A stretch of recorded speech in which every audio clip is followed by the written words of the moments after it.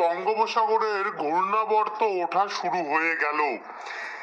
আগামী কয়েকদিন থেকে আমরা আপনাদেরকে দেখাচ্ছি যে একটি শক্তিশালী সিস্টেম দক্ষিণ পশ্চিম বঙ্গোপসাগরে তৈরি হতে পারে এবং পরবর্তী সময় সেটি আস্তে আস্তে করে কিন্তু বাঁক নিয়ে নিয়ে হয়তো উড়িষ্যা অন্ধ্র উপকূল নয়তো পশ্চিমবঙ্গ বাংলাদেশ উপকূলে আছড়ে পড়তে পারে এবং ঘূর্ণিঝড় হবে কিনা সেটা নিয়েও কিন্তু একটি সন্দেহ রয়েছে। অর্থাৎ কখনো দেখাচ্ছে অতি শক্তি বাড়িয়ে ঘূর্ণিঝড়ে রূপান্তরিত হচ্ছে এবং কখনো দেখাচ্ছে এটি একটি শক্তিশালী ঘূর্ণাবর্ত সিস্টেম অর্থাৎ একটি অতি গভীর নিম্নচাপে পরিণত হচ্ছে।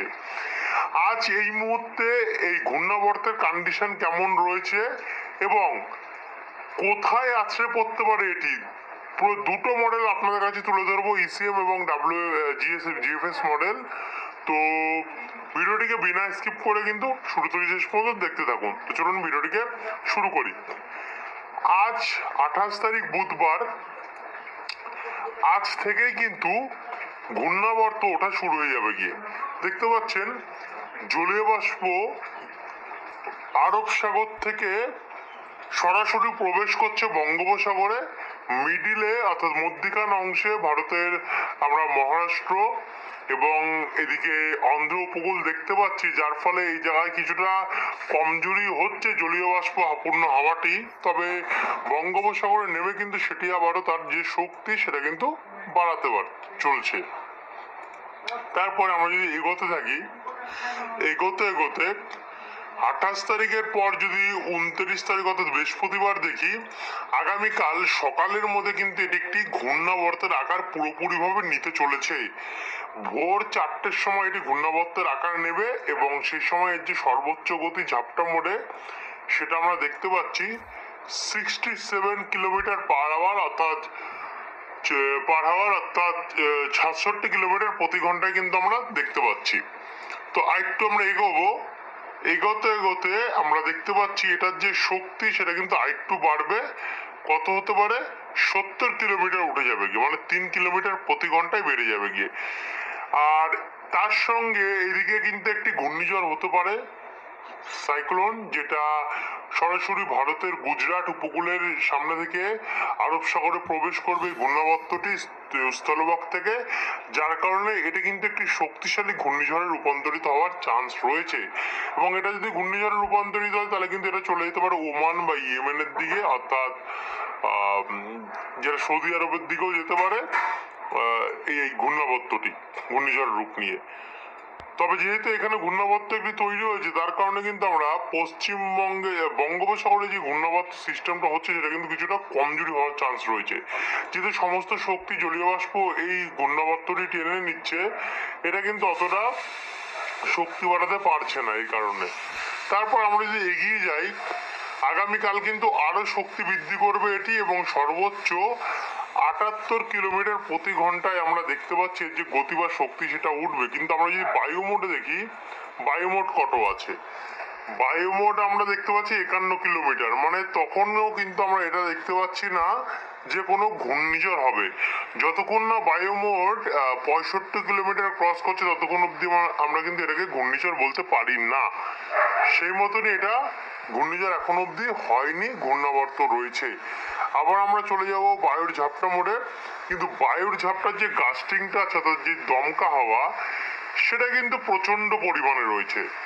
তারপর আমরা একটু এগোবো, এগিয়ে গিয়ে 30 তারিখের দিকে এগোবো, অর্থাৎ 29 তারিখ ক্রস করে যখন আমরা 30 তারিখ শুক্রবারের দিকে এগোচ্ছি, একটা জিনিস আপনাদেরকে লক্ষ্য করতে লাগবে।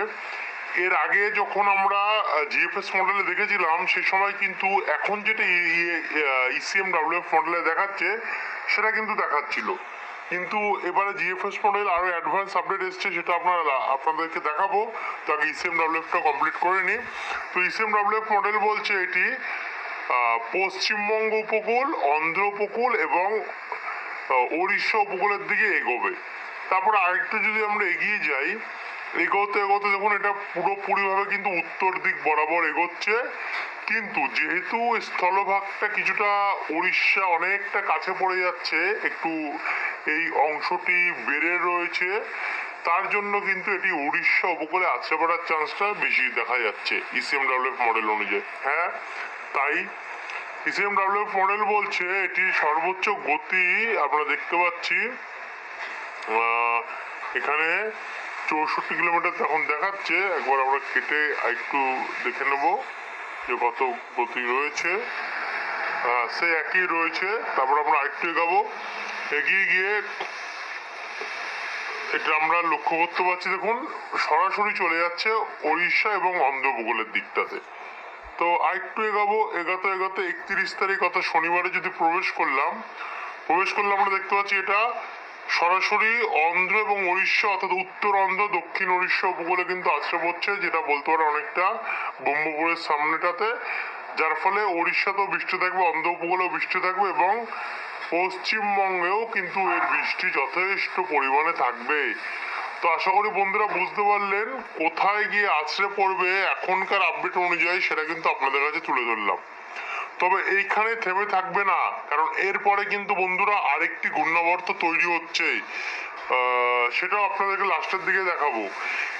এবার আমরা সরাসরি চলে যাব জিএফএস মডেল, যে জিএফএস মডেল আরও কত অ্যাডভান্স আপডেট পেলো তার জন্য। তো জিএফএস মডেলে আমরা চলে যাচ্ছি। জিএফএস মডেলে গেলে আমরা দেখতে পাচ্ছি, দেখুন আগামীকাল থেকেই কিন্তু এইটা যে শক্তি বৃদ্ধি করা শুরু করবে এবং 29 তারিখের মধ্যে বেশ শক্তিশালী রূপ ধারণ করবে। 68 কিলোমিটার উঠে যাবে বায়ুর ঝাপটা মোড়ে। তারপর আমরা আরও দেখতে পাচ্ছি 70 কিলোমিটার প্রতি ঘন্টায় উঠবে ঝাপটা মোড়ে। এগোতে এটা সরাসরি যাচ্ছে। দেখুন একটা নতুন পরিবর্তন কি ঘটেছে, এবারে দুটো মডেলই বলছে কিন্তু ঘূর্ণিঝড় হওয়ার চান্স অনেকটাই কম রয়েছে। তবে হবে না যে সেটা কিন্তু 100% কোনো গ্যারান্টি নয়, তবে চান্সটা কম রয়েছে, কারণ স্থলভাগে আছড়ে পড়ার আগে যে বায়ুর ঝাপটা বা গতি মোট সেটা কিন্তু অনেকটাই কমে যাচ্ছে গিয়ে, অর্থাৎ অতি গভীর নিম্নচাপ রূপ নিয়েও আছড়ে পড়তে পারে এই ঘূর্ণাবর্ত, এমনটা কিন্তু জিএফএস মডেলও দেখাচ্ছে। কিন্তু আপনাদেরকে একটা জিনিস লক্ষ্য করতে লাগবে, এইটা এখানে থেমে থাকবে না। এরপরে যদি আমরা লাস্টের দিকে যাই, তারপরে কিন্তু আরেকটি নতুন ঘূর্ণাবর্ত দেখুন বন্ধুরা তৈরি হচ্ছে, অর্থাৎ আবারও কিন্তু একটি শক্তিশালী সিস্টেম তৈরি হওয়ার চান্স রয়েছে। দেখা যাক এইগুলোর মধ্যে কোনটি ঘূর্ণিঝড় হয়, এখন সেটা হচ্ছে মেন কথা। তবে দ্বিতীয়টা কিন্তু সরাসরি পশ্চিমবঙ্গ উপকূলে আসতে পারে, অর্থাৎ পশ্চিমবঙ্গ এবং বাংলাদেশ উপকূলে আসতে পারে। তো এই হচ্ছে জিএফএস মডেলের লেটেস্ট আপডেট, যেটা আপনাদের কাছে তুলে ধরলাম যে জোড়া ঘূর্ণাবর্তের গতি বা শক্তি কোথায় কি রয়েছে। বন্ধুরা এবারে আমরা চলে যাব উপগ্রহ চিত্রে, গিয়ে দেখে নেব আজ কোথায় কোথায় বৃষ্টির সম্ভাবনা রয়েছে, এই মুহূর্তে কোথায় কোথায় মেঘ উঠেছে। এই মুহূর্তে আমরা দেখতে পাচ্ছি পশ্চিমবঙ্গের দক্ষিণে ফ্রেজারগঞ্জ, নামখানা, হলদিবাড়ি, গঙ্গাসাগর উপকূলে কিন্তু মেঘ উঠেছে, অর্থাৎ আংশিক মেঘলা আকাশ। একই সঙ্গে আমরা দেখতে পাচ্ছি কৈশোরী, নয়াগ্রাম, গোপীবল্লভপুর এবং দাঁতন সাইডটাতে কিছুটা মেঘ উঠেছে, হয়তো এই দিকগুলোতে কিছুটা বৃষ্টি হলেও হতে পারে, কারণ বজ্রবিদ্যুৎ দেখা যাচ্ছে এই জায়গাগুলিতে। বাদবাকি দুর্গাপুর, বর্ধমান, চন্দননগর, আরামবাগ, শান্তিপুর, পুরুলিয়া, মুর্শিদাবাদ এই দিকগুলোতে কিন্তু আংশিক মেঘলা আকাশ, বৃষ্টি হওয়ার চান্স তেমন একটা আমরা দেখতে পাচ্ছি না। যদি কোনো সময় হয় তাহলে স্থানীয় মেঘ উঠে কয়েক পশলা হয়তো একটু বৃষ্টি হতে পারে। বাংলাদেশেও সেম কন্ডিশন, ঢাকা, বরিশাল, খুলনা, কলাপাড়া এবং আশেপাশে যত জায়গা আছে যেমন মাদারীপুর, লোহাগাড়া, পিরোজপুর, মাঠবেড়িয়া, লালমোহন এই দিকগুলোতে কিন্তু হালকা হালকা মেঘলা দেখতে পাচ্ছি, অর্থাৎ আংশিক মেঘলা আকাশ। আসামের দিকে এবং মেঘালয়ের দিকেও আমরা দেখতে পাচ্ছি মেঘলা আকাশ আংশিক রয়েছে, অর্থাৎ আজ বৃষ্টির সম্ভাবনাটা অনেকটাই কম রয়েছে দুপুরবেলা বা বিকেলবেলা নাগাদ। তবে রাত্রেবেলা যদি কিছু হয় সেটা রাত্রেবেলার আপডেট আপনারা পেয়েই যাবেন। এদিকে উড়িষ্যার দিকে কিন্তু বৃষ্টির সম্ভাবনা আজ রয়েছে, উড়িষ্যার বালাসোর, ভদ্রক এবং তার আশেপাশে এবং কুন্তি, সোনুয়া এই দিকটাতে, অর্থাৎ বজ্রপাত সমেত কিন্তু একটা বৃষ্টির পরিস্থিতি দেখা যাচ্ছে।